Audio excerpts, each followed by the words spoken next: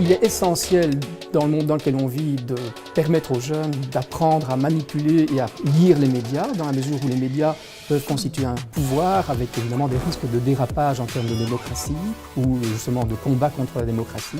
Et donc la meilleure façon de faire, c'est évidemment à l'école d'attirer l'attention des élèves sur la manière de lire un article, la manière de traiter un média, recouper des sources.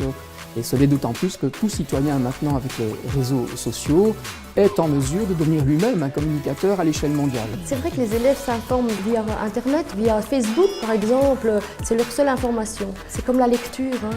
Plus on commence jeune et plus on va continuer à s'informer. Le monde des médias en général, tout ce qui est l'information, parce que je trouve que c'est important de s'informer. Et ici, ça permet de connaître plus spécifiquement un format qui peut peut-être plus plaire aux jeunes, comme c'est des images. C'est aussi un format qui est différent du journal papier. Ça peut paraître peut-être plus chiant de lire un journal comme Le Soir où on voit que du texte et une photo qui illustre l'article. Mais ici, avoir plusieurs photos qui permettent de vraiment rentrer dans le contexte du sujet. Je trouve que c'est important de connecter les élèves à la réalité de tous les jours. En classe, on a des programmes qu'on suit de plus ou moins près.